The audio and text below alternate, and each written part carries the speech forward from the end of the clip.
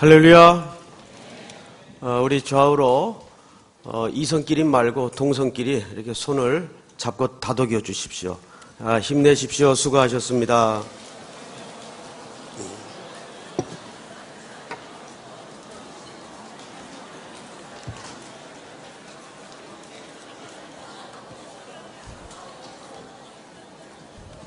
손 좀 잡아 주셨어요? 예. 돌아오는 비행기 안에서 책을 한 권 미리 가져가서 오다가 읽게 되었습니다. 우리나라의 이제 어릴 적에 배웠던 모든 그 동화의 주인공들을 심리학적으로 재조명한 책인데, 그 중에 이런 대사가 이제 대화가 나옵니다.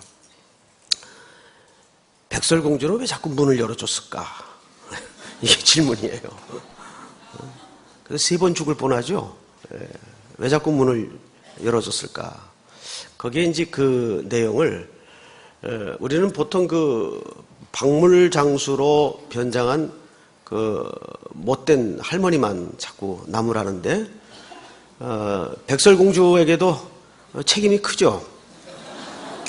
한번 속았으면 다음에 열어주지 않았어야 옳았을 텐데 3번씩 열어주곤 혼이 납니다. 그것을 그 심리학적으로 이런 얘기를 해요. 접촉위안이다. 백설공주는 어릴 적에 어린 나이에 어머니를 잃었죠. 그리고 외동딸이에요. 그 궁궐 안에서 친구가 있었겠습니까? 항상 이렇게 접촉하는 것이 그리웠던 것 같아요. 그렇게 자랐겠죠. 친구도 없이. 엄마 품에 자라지도 못했고. 그것이 그만 그렇게 계속 속여서 똑똑 뚫기는 낯선 사람에게 문을 열어주는 계기가 되었다. 이런 이제 엉뚱한 심리학적 접근을 한 글을 읽어봤습니다. 그 말이 전혀 일리가 없는 말은 아닌 것 같아요. 현대인들이 다 외롭습니다. 뭐 떠밀려 다니고 대세에 몰려 다니는데, 일면 한 사람 한 사람 속을 들여다보면 부부끼리 살아도 외롭고 연인들도 외롭다 그래요. 그건 어떤 관계인지 모르겠는데 그러니까 그런 얘기를 제가 종종 듣습니다. 그 호주의 시드니의 어떤 청년이 2004년도인데 어머니가 돌아가셨어요.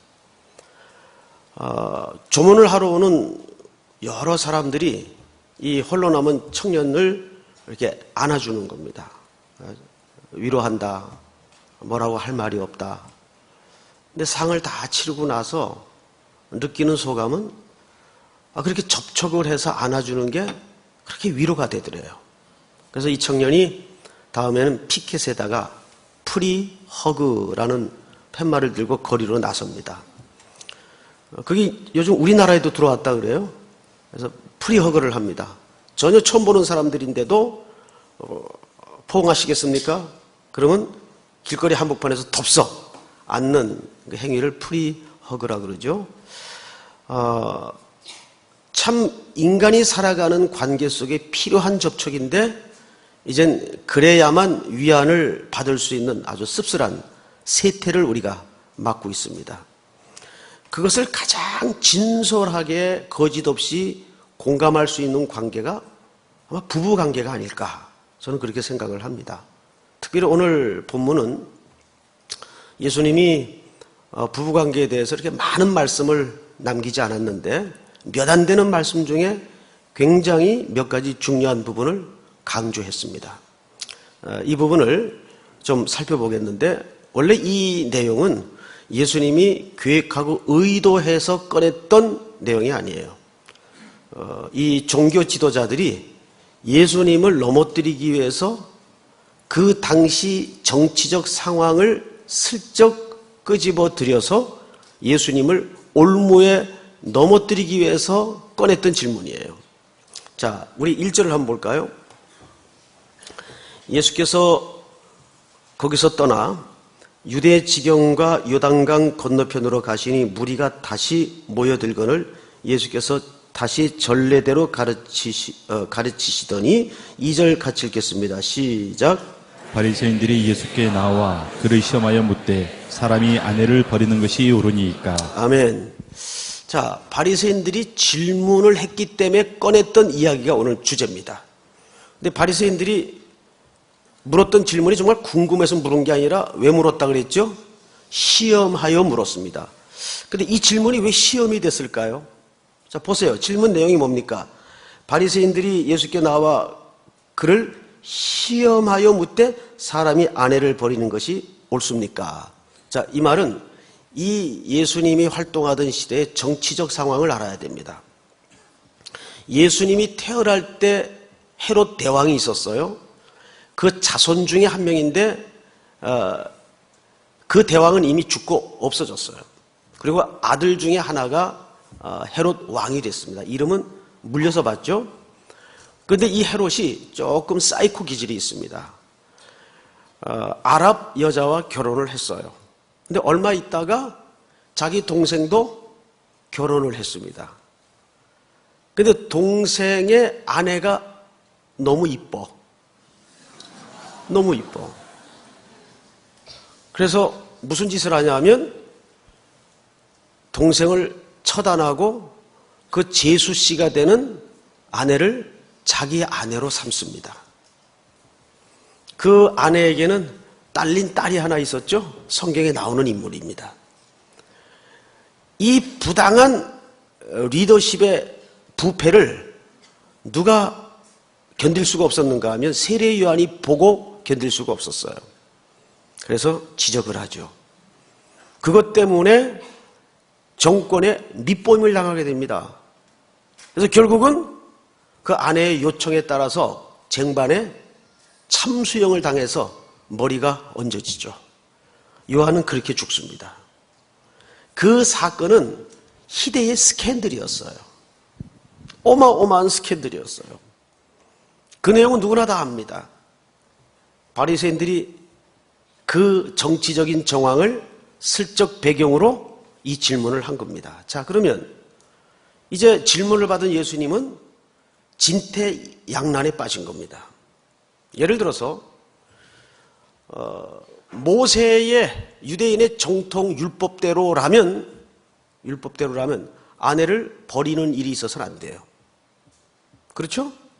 그러나 지금 정치적 상황에서 아내를 버려서는 안 됩니다라고 하면 누구에게 걸릴까요?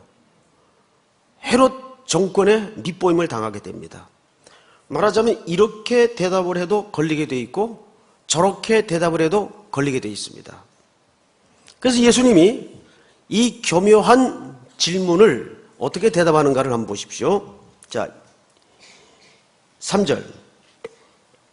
대답하여 이르시되 모세가 어떻게 너희에게 명하였느냐? 하나님입니까? 모세입니까? 모세가. 자, 저를 보세요. 예수님이 모세가 했을 때는 구약 성경을 얘기합니다. 그렇죠? 근데 구약 성경에 모세가 쓴 글이 있어요. 그 글의 내용이 신명기 24장입니다. 자, 우리는 그래서 여기를 좀 잠시 접어두고 신명기 24장으로 넘어가 보십시다. 신명기 24장. 우리 몇 년에 걸쳐, 몇 년이라 봐야 2년인데, 신명기를 한번 띄웠죠? 1절서부터 저하고 교독을 좀 합시다.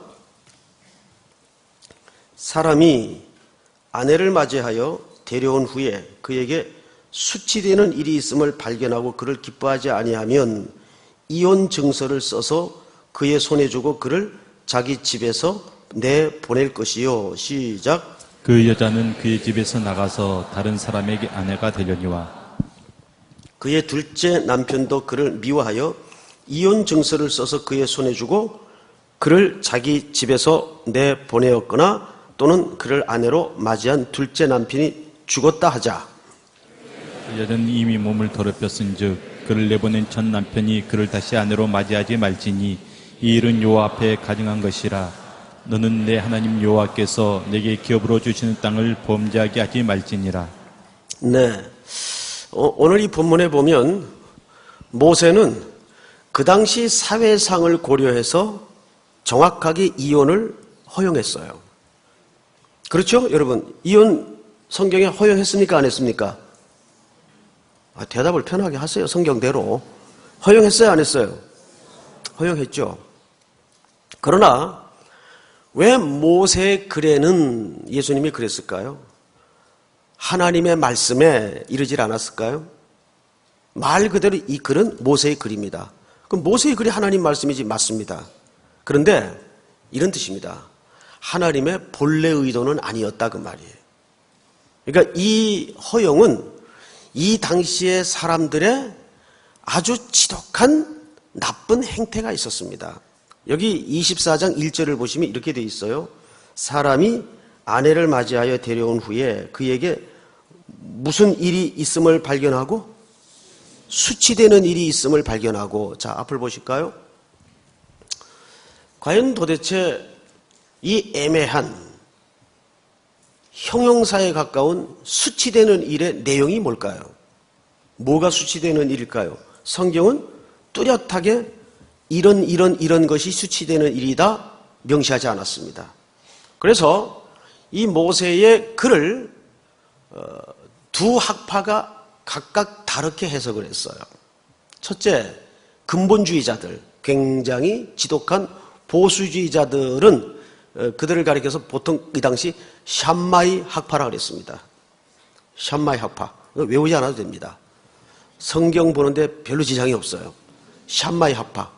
근본주의자들이 있었다 정도로 이해를 하면 됩니다. 이 사람들은 이 수치되는 일을 어떻게 해석했는가 하면 말 그대로 간음에만 적용을 했습니다. 그래서 문자 그대로 적용을 했습니다. 간음에만 적용을 했어요. 그래서 그 외에는 아내를 버리는 일이 있어서는 안 된다 해서 아내를 버리는 걸 쉽게 못하도록 해석을 했어요. 무슨 말인지 알겠죠? 예. 그런데 이 샴마이 학파와는 달리 힐렐 학파라고 있습니다. 이 힐렐 학파는 굉장히 좀 자유로운 쪽에 입장을 취하고 있는 학파예요. 이 힐렐 학파는 이 대목을 굉장히 포괄적이고 넓게 해석을 했어요. 몇 가지 여러분 믿겨지지 않는 적용들이 있는데, 예를 들어서 여자가 음식을 만들었는데 짜. 에이 퇴. 이혼 사유됩니다.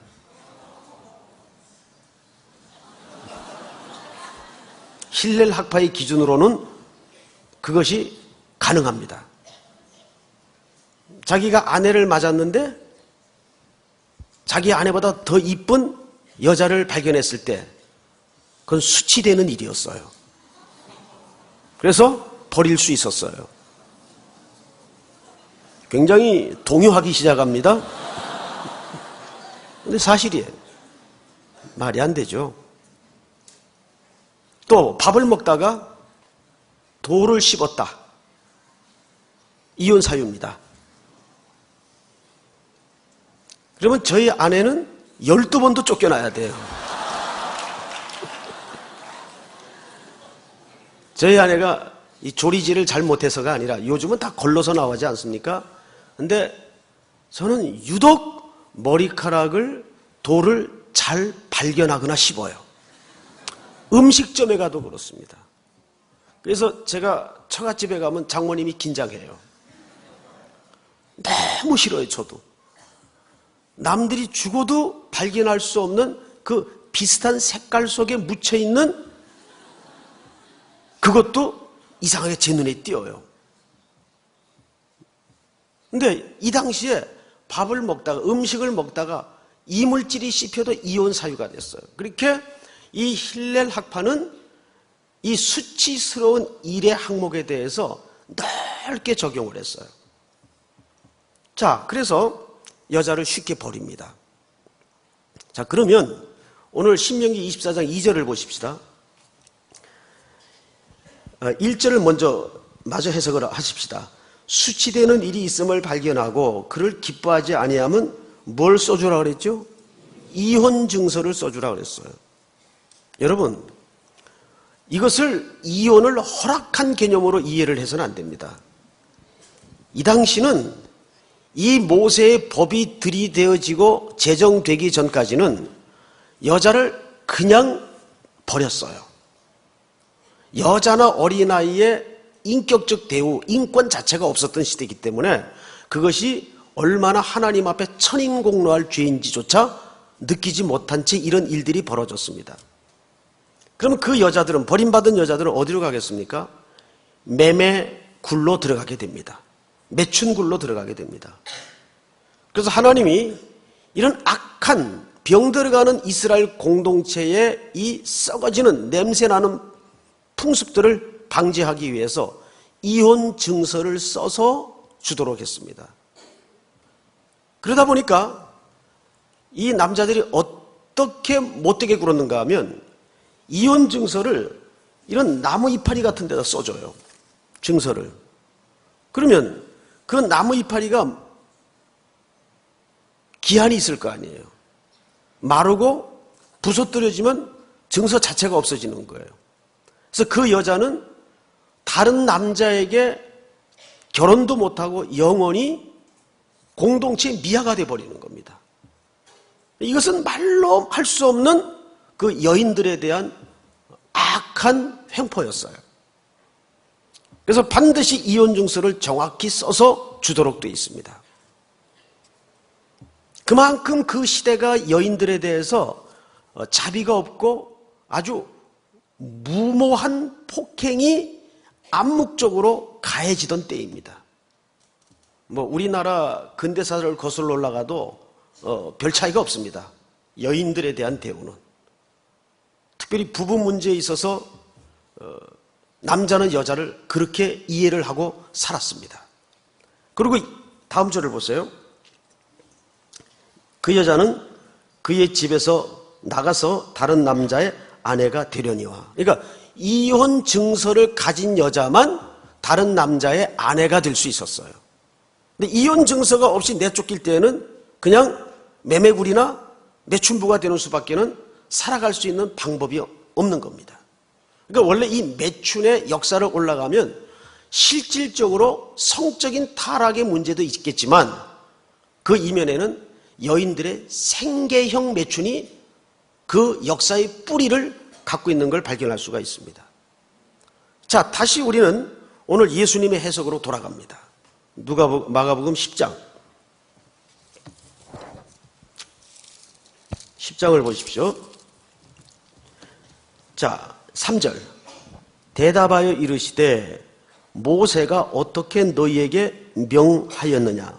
이르되 모세는 이혼 증서를 써주어 버리기를 허락하였나이다. 다음 절 다 같이 5절 시작. 예수께서 그들에게 이르시되 너희 마음이 완악함으로 말미암아 이 명령을 기록하였거니와. 자, 여기에 뭐라 그랬습니까? 너희 마음에 그런 완악한 태도 때문에 모세가 하나님께로부터 받아 기록한 것뿐이다. 그러니까 이것은 왜 모세의 글에는 이라고 명시를 했는가 하면 하나님의 본래 계획이나 의도는 아니었다 그 말이에요. 너희의 완악함 때문에 허용한 율법의 테두리다. 이런 뜻입니다. 그러니까 이혼은 할 수 있어요. 이혼은 할 수 있어요. 내가 들어도 입 밖으로 어떻게 살아? 갈라서 할 정도로 나쁜 배우자들이 있습니다. 악질적인 배우자들이 있습니다. 그건 내 문제 아니라고 그래도 살아야 돼. 이렇게 무자비하게 밀어붙일 수 있겠습니까? 그렇게 못합니다. 어떻게 그렇게 할 수 있어요? 그럼 네가 데리고 살아봐. 그럴 수 있잖아요.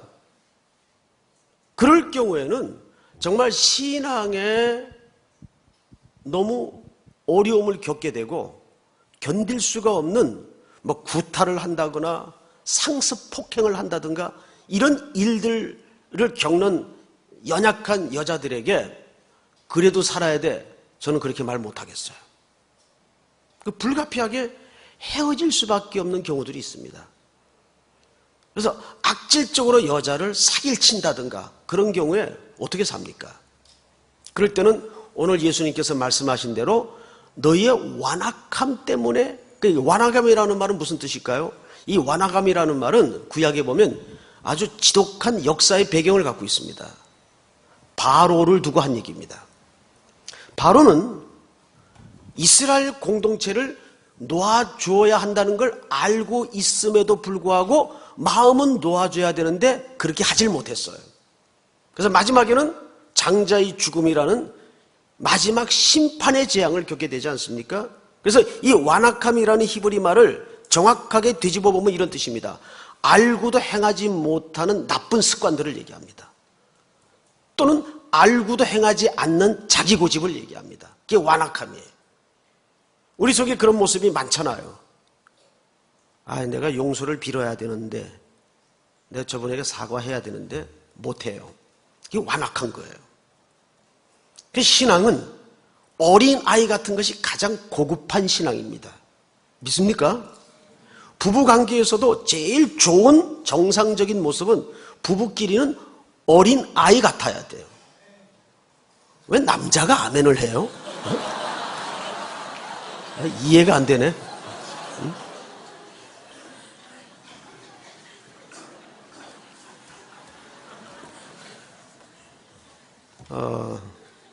물론 살다 보면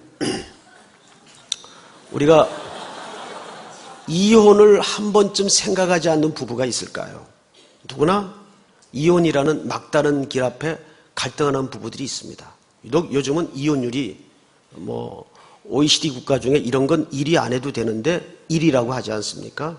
이제 곧 두 가정에 한 명꼴 정도로 이혼율이 더 거세질 것이다라는 말들을 합니다. 그런데 우리나라가 1997년도 IMF를 맞았어요. 사회학자들은 그 IMF를 어떻게까지 진단을 하는가 하면 6.25 동란보다 더 국난이었다라고 진단을 합니다. 하여간 우리나라 외환 잔고가 20만 불이가 30만 불밖에 남지 않았었으니까, 국가가 총체적인 부도 위기에 직면해 있었으니까, 전쟁통에도 그러진 않았거든요. 그래서 은행이 무너지고 거리로 우리의 아들, 딸들이 내몰렸습니다. 소위 정리해고, 구조조정이라는 명목으로 어마어마하게 우리의 가장들이 하루아침에 일터를 잃어버리고 말았어요. 저는 그때 건축을 했어요. 그게 미쳤죠. 뭘 모르고 한 거죠. 교인들만 고생 많이 시켰죠. 그때 하여간 금융권 이자가 20%를 썼으니까. 20% 이자가. 그래서 부자들은 건배를 할 때마다 건배사가 이대로 하면서 술잔을 기울였답니다. 이자만 갖고도 수입이 빵빵했으니까. 그래서 세계 경제 환란사의 유례를 찾아볼 수 없을 정도로 집집마다 은금을 내다가 팔았어요. 그런 국가도 대한민국밖에 없어요. 그게 지금 각 나라에 회자되고 있습니다. 한국 민족은 참 독특한 민족이다. 금부치를 다 내다 팔았어요, 그때. 애들 돌반지까지 다 내다 팔았어요. 실제로. 97년도에.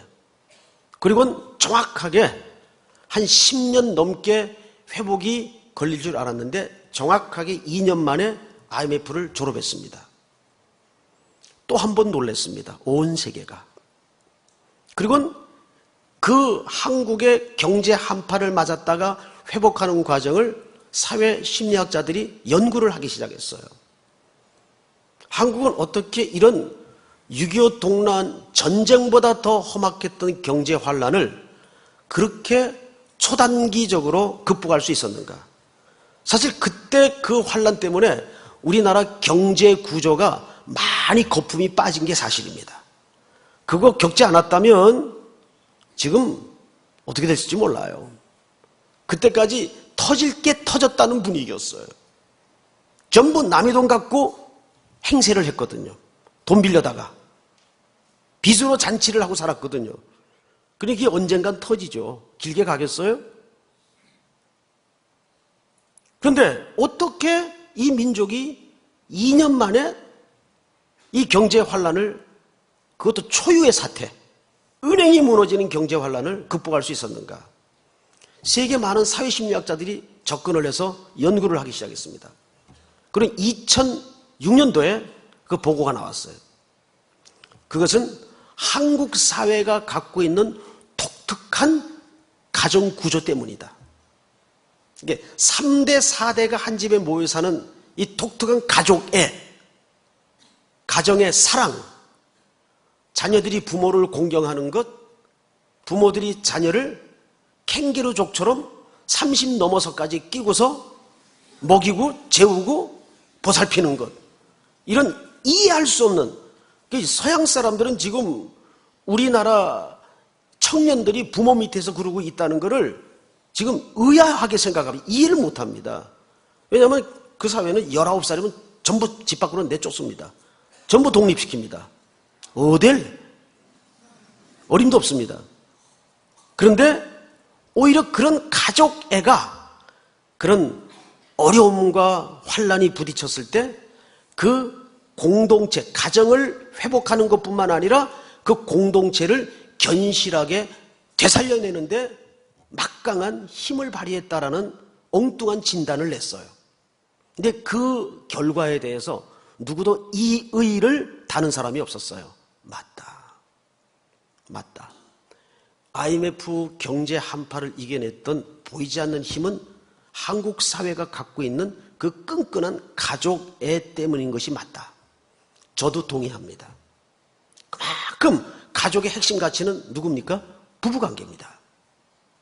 오늘 예수님이 이 부부 문제를 왜 이렇게 확대시켜서 질문에 단답형으로 답을 하고 끝난 것이 아니라 쭉 풀어서 설명을 해야만 했을까요? 그 앞에 이렇게 끝이 났기 때문입니다. 9장 50절을 보세요. 소금은 좋은 것이로되 만일 소금이 그 맛을 잃으면 무엇으로 이를 짜게 하리요? 너희 속에 소금을 두고 서로 화목하라 하시니라. 이것이 지난주 교훈의 결과였습니다. 그러면 그 소금으로 화목해야 되는 첫 번째 현장을 예수님은 어디로 설명하고 싶었던 걸까요? 가정입니다. 유사한 현장이 또 있죠. 오직 성령의 충만함을 받으라. 그리고 첫 번째로 제시한 현장이 어디입니까? 가정입니다. 여러분 에베소 5장 18절을 보시면 술 취하지 말라 이는 방탕한 것이니 오직 성령의 충만을 받으라. 남편은 아내에게, 아내는 남편에게, 부모는 자녀에게, 자녀는 부모에게, 가정 단위의 이야기가 바로 이어서 등장을 합니다. 그 말은 무슨 뜻일까요? 제1 성령 충만의 실현의 현장은 교회가 아닙니다. 가정입니다. 가정에서 성령 충만받지 못한 아버지, 교회에서 성령 충만하는 것은 그것을 우리는 이율배반 이중생활이라고 합니다. 그거는 외식하는 거예요. 적어도. 여기 많은 아버님들이 앉아 계시겠지만은 가정에서 성령 충만에 있습니까? 가정에서 성령 충만하니까 맨날 가정 예배 드리고 통성기도 하고 그러라는 얘기일까요? 아닙니다. 언젠가도 한번 슬쩍 지나가는 듯 얘기했지만은 가장 영성 있어 보이는 사람이 가장 세속화된 사람일 수가 있습니다. 속지 마십시오. 종교적인 모양과 폼을 갖추고 있다고 영성 있는 것이 아니에요. 가장 영성 있는 것은 가장 따뜻하고 인간적인 사람을 말합니다. 믿습니까? 그래서 오늘 예수님께서 이 질문을 확대 적용하는 겁니다. 여러분 이어서 한번 보십시다. 오늘 본문을 10장 5절 예수께서 그들에게 이르시되 너희 마음이 완악함으로 말미암아 이 명령을 기록하였거니와 창조 때로부터 사람을 남자와 여자로 지으셨으니 7절 시작 이러므로 사람이 그 부모를 떠나서 그 둘이 한 몸이 될지니라 이러한즉 이제 둘이 아니요 한 몸이니 다같이 그러므로 하나님이 짝지어 주신 것을 사람이 나누지 못할지니라 하시더라. 사람이 짝지어 준 것은 하나님이 나눌 수도 있습니다. 저는 그렇게 생각합니다. 그러나 하나님이 짝지어 준 것은 사람이 나눌 수 없습니다. 이 창조의 명령을 주님은 왜 말씀하셨을까요? 여기에 예수님이 우리를 어떻게 사랑하셨는가에 대한 구속의 원리가 감추어져 있기 때문입니다. 보세요. 창세기에 보면 여자를 남자에게서 만들었습니다. 남자의 갈비를 열어서 뼈로 여자를 만들었습니다. 그리고 각각 온전한 사람으로 창조되었죠. 그 후에 하나님이 첫 번째 하신 명령이 오늘 여기 사람을 남자와 여자로 지으셨으니 이러므로 사람이 그 부모를 떠나서 그랬어요. 떠나서. 육신의 부모를 떠나서 그 둘이 한 몸이 될지라. 그 몸에서 나왔는데 그 둘이 한 몸이란 말은 어쩌면 당연한 말입니다. 벌거벗었으나 서로를 향하여 부끄러움이 없었습니다. 자, 이 말은 우리 교회라는 그리스도의 신부는 신랑인 그리스도로서 하나가 되고 완성되도록 그 창조의 질서 속에 메시지를 감춘 겁니다. 그 남자는 누구의 표상입니까? 첫째 아담, 둘째 아담의 표상입니다. 둘째 아담은 누굽니까? 그리스도입니다. 그리스도의 찔림을 통해서, 그의 고난을 통해서, 그의 죽음을 통해서, 그래서 아담을 잠들게 하시고라는 말을 합니다. 그 잠들게라는 말은 죽음이라는 뜻입니다. 성경 전체의 잠은 언제나 죽음을 얘기해요. 그리스도의 죽음을 통해서 누가 나왔어요? 여자가 나옵니다. 아니, 신부가 나옵니다. 그거를 영적으로 재해석을 하자면 그리스도의 교회가 만들어집니다. 그리고 그 교회는 바로 예수 그리스도와 연합함으로써 온전해져요. 이 그림 속에 왜 구속의 은혜가 있을까요? 우리 에베소 5장을 결론 겸 확인해 보십시다. 에베소서 5장.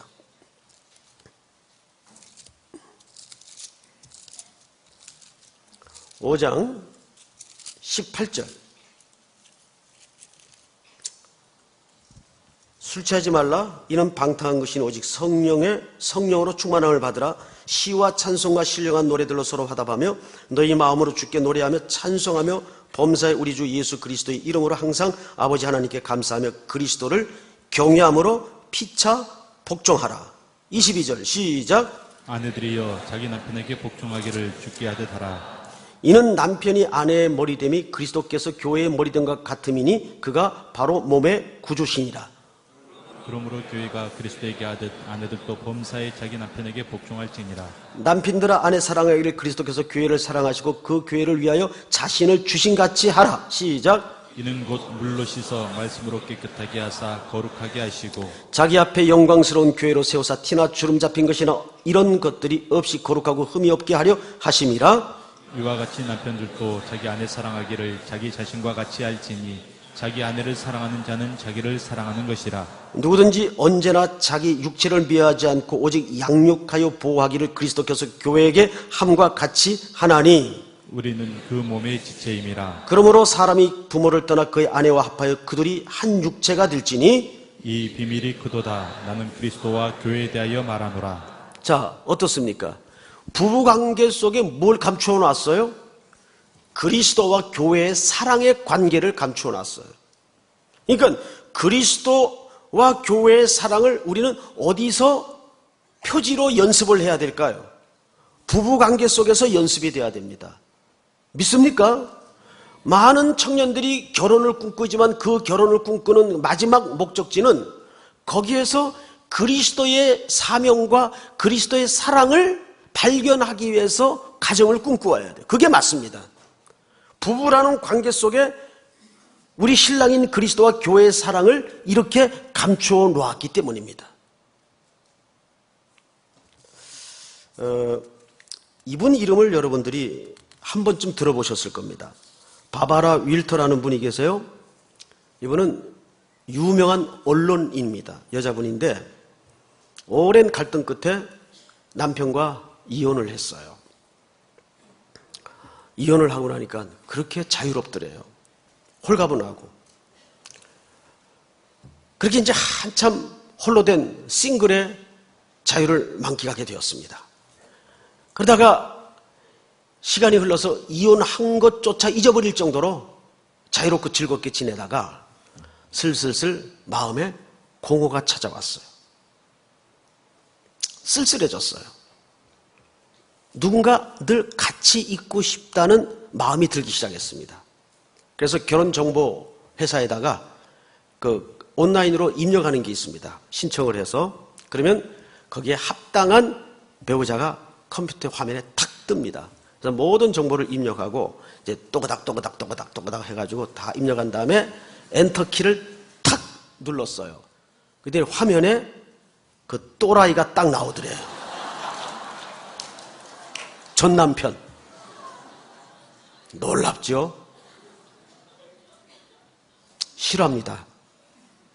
전 남편 얼굴이 딱 나오더래요. 따라서 합시다. 구간이 명간이다. 갈아봐야 소용없다. 갈면 새로운 인생이 시작될 것 같죠? 아닙니다. 제가 이제 음악 프로를 참 좋아합니다. 음악을 못해서 음악 프로를 좋아하는 것 같아요. 뜨문뜨문 보는, 이제 못 보면 이렇게 다시 보기를 해서 이제 보는 프로가 있어요. 불후의 명곡. 그 프로를 봅니다. 그 프로를 왜 보냐 하면,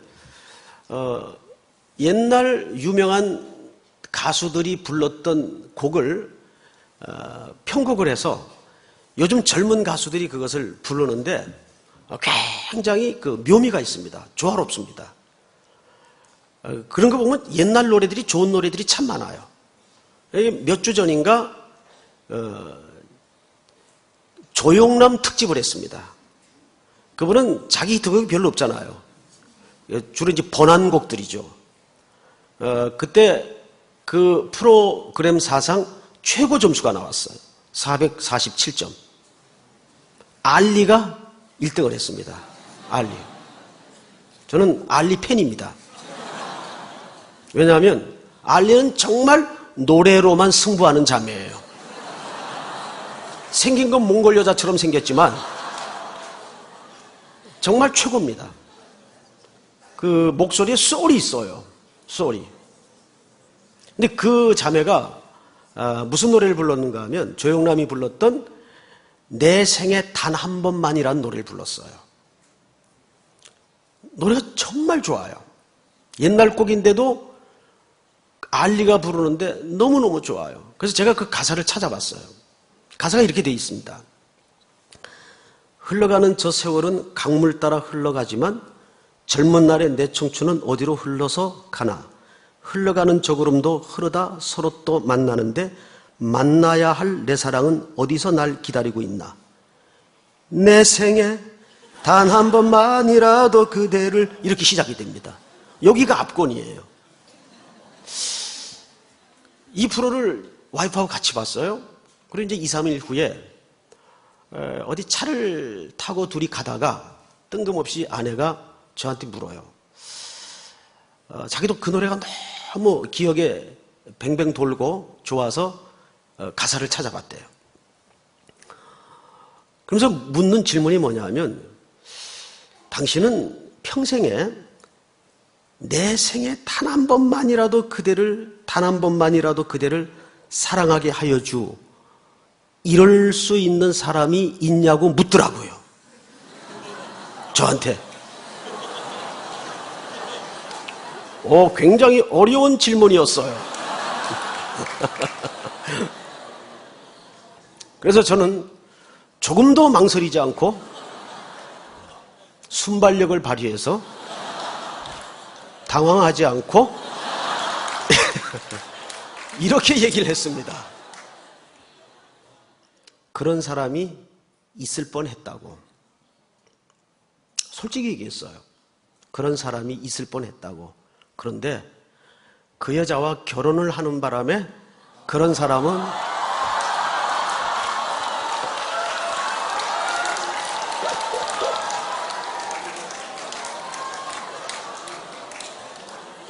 저의 이 어마어마한 대답을 들은 아내는 그러더라고요.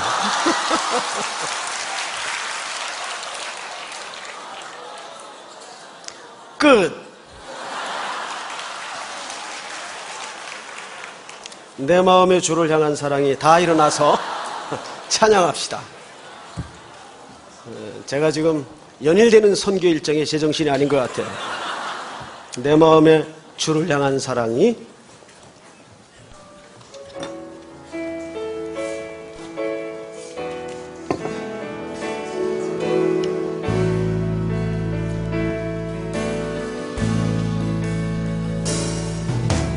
내 마음의 주를 향한 사랑이 나의 말에 주가 주신 진리로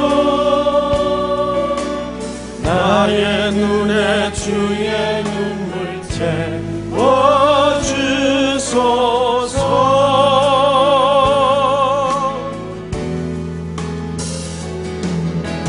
내 입술에 찬양의 향기가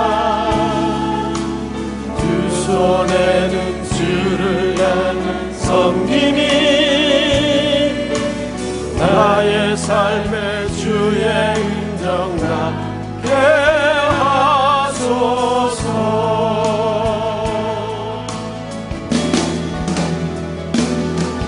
하나님의 사랑이 영원히 함께하리. 십자가의 길을 걷는 자에게 순교자의 삶을 사는 이에게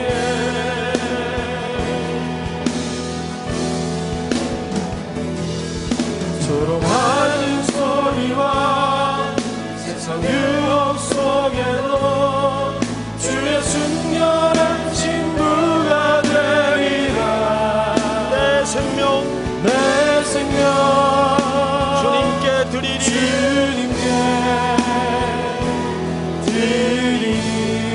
내 입술에 찬양의 향기가 내 입술에 찬양의 향기가 두 손에는 주를 향한 섬김이 나의 삶의 주의 윤정 나게 하소서.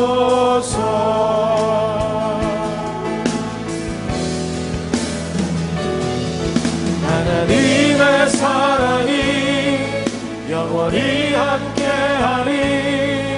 십자가의 길을 걷는 자에게 순교자의 삶을 사는 이에게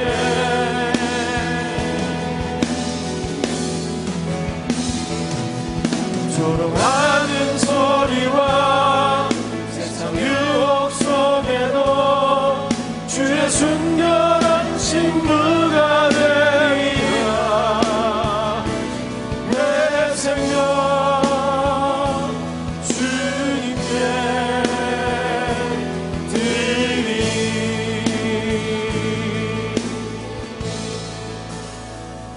우리 한번 기도합시다. 특별히 이 시간에는 오늘 주신 말씀처럼 결혼을 한 분들은 배우자를 위해서, 또 결혼을 앞두고 있는 형제자매들은 먼저 좋은 배우자를 달라고 기도하기 전 내가 그렇게 잘 준비되게 하여 주시옵소서. 정말 그리스도의 사랑을 표현할 수 있는 그런 행복하고 건강한 공동체인 가정을 이루게 하여 주시옵소서. 특별히 많은 부모님들은 여기 우리 젊은 세대들의 결혼을 위해서 기도해 주십시오. 그리고 이제 이미 출발한 팀들도 있지만 캄보디아 선교가 이번 주부터 시작이 되었습니다. 그리고 군선교, GOP, 수도권, 농어촌 이 모든 남은 선교 일정들을 위해서 기도해 주십시오. 그리고 대원들이 그 무더운 밀림 속에서 지치지 않도록 붙잡아 주시옵소서. 우리 이 시간 또 한 주간의 승리로운 삶을 위해서 다 같이 한번 주여 부른 다음에 기도합시다. 주여! 하나님 은혜를 주시므로 감사합니다. 하나님께서 이 은혜를 가정에 오늘 나중에 주님의